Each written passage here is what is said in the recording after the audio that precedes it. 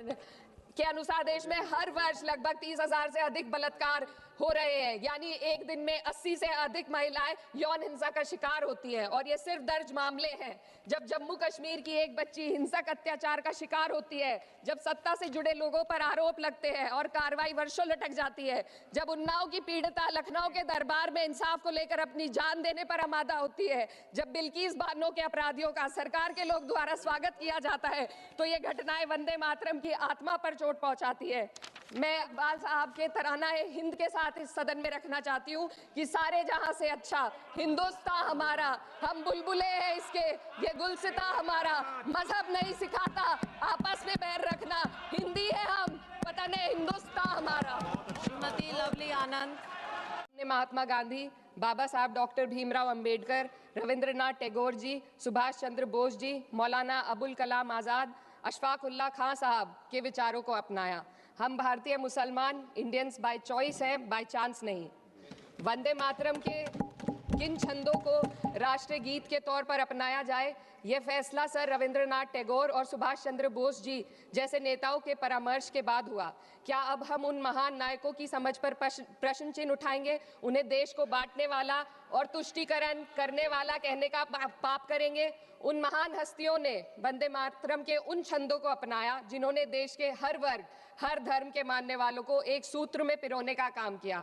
और अध्यक्ष महोदया, आज हमारे राष्ट्रगीत के 150 वर्ष पूरे होने पर हो रही महत्वपूर्ण चर्चा में गर्व के साथ एक भारतीय होने के नाते मैं अपने विचार रखना चाहती हूँ। सदन में इतिहास को तोड़ मरोड़ कर पेश करके फिर से मुस्लिम तुष्टीकरण के नाम पर भारतीय मुसलमानों को कटघरे में खड़े करने की कोशिश की जा रही है। लेकिन मैं सदन में बताना चाहूँगी कि हम भारतीय मुसलमान जिन्ना के आह्वान को ठुकराकर अपने इस प्यारे वतन की मिट्टी के साथ मजबूती से जुड़े रहे। हमने महात्मा गांधी, बाबा साहब डॉक्टर भीमराव अंबेडकर, रविंद्रनाथ टैगोर जी, सुभाष चंद्र बोस जी, मौलाना अबुल कलाम आज़ाद, अशफाक उल्लाह खां साहब के विचारों को अपनाया। हम भारतीय मुसलमान इंडियंस बाय चॉइस हैं, बाय चांस नहीं। वंदे मातरम के किन छंदों को राष्ट्रीय गीत के तौर पर अपनाया जाए, यह फैसला सर रविंद्रनाथ टैगोर और सुभाष चंद्र बोस जी जैसे नेताओं के परामर्श के बाद हुआ। क्या अब हम उन महान नायकों की समझ पर प्रश्न चिन्ह उठाएंगे, उन्हें देश को बांटने वाला और तुष्टीकरण करने वाला कहने का पाप करेंगे? उन महान हस्तियों ने वंदे मातरम के उन छंदों को अपनाया जिन्होंने देश के हर वर्ग, हर धर्म के मानने वालों को एक सूत्र में पिरोने का काम किया। और मैं एक घटना आप लोगों के सामने रखना चाहती हूँ। वर्ष 1998 में उत्तर प्रदेश सरकार के मंत्री रविंदर शुक्ला जी ने स्कूलों में राष्ट्रगीत को गाना अनिवार्य कर दिया था। लेकिन तब के तत्कालीन प्रधानमंत्री अटल बिहारी वाजपेयी जी ने, जो उस समय लखनऊ के दौरे पर थे, उत्तर प्रदेश सरकार के इस फैसले पर नाराजगी जताई और यूपी सरकार ने राष्ट्रगीत को अनिवार्य करने वाले मंत्री को बर्खास्त कर दिया था। अब मैं सत्ता पक्ष से सवाल करना चाहूंगी।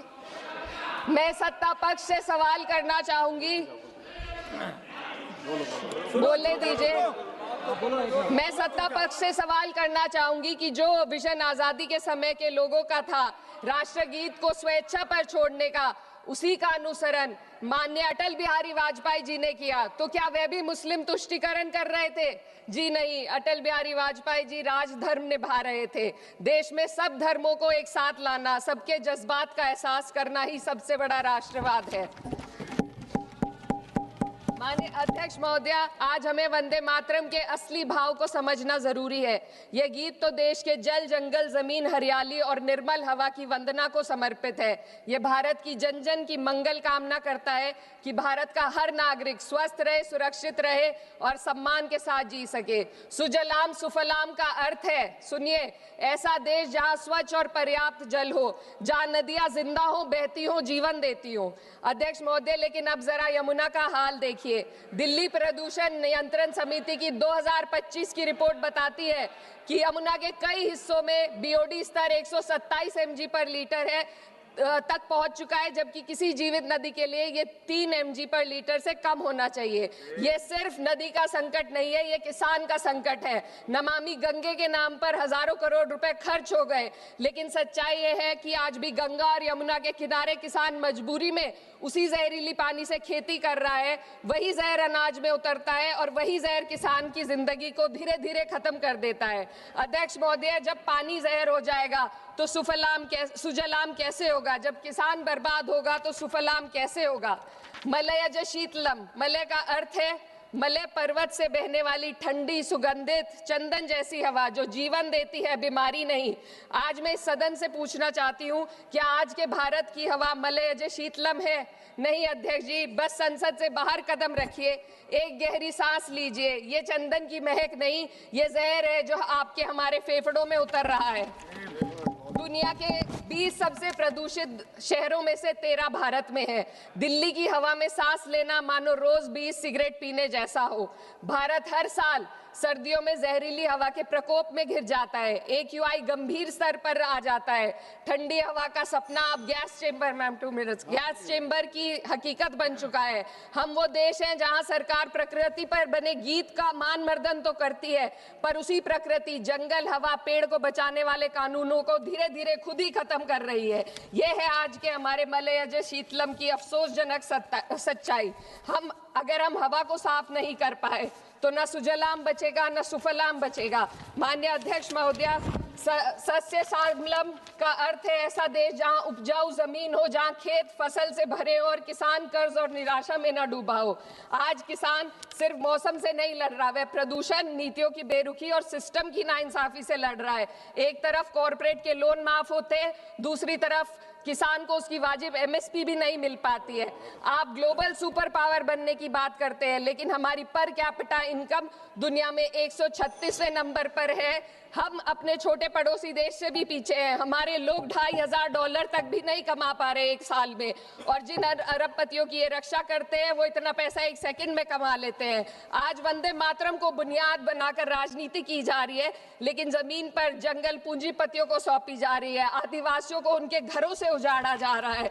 मातरम में जो मात्रा माता है वे सिर्फ मातृभूमि की वंदना नहीं, वे इस धरती की हर नारी, वे इस देश की हर बेटी, हर महिला के सम्मान की बात भी करता है। लेकिन आंकड़े अगर आप देखेंगे, NCRB की हाल की रिपोर्ट के अनुसार, मैम जसवंत के अनुसार देश में हर वर्ष लगभग 30,000 से अधिक बलात्कार हो रहे हैं। यानी एक दिन में 80 से अधिक महिलाएं यौन हिंसा का शिकार होती हैं, और ये सिर्फ दर्ज मामले हैं।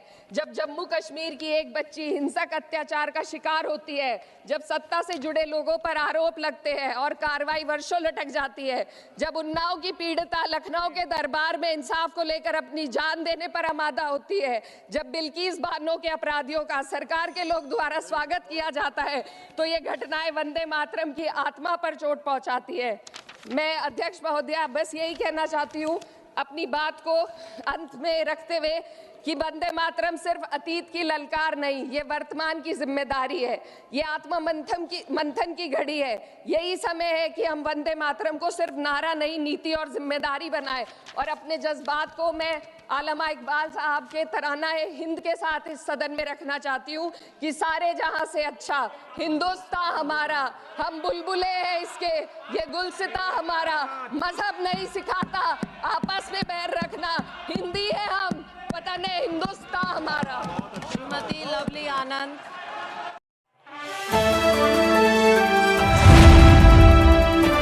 द इंडियन खबर, सच आपके सामने।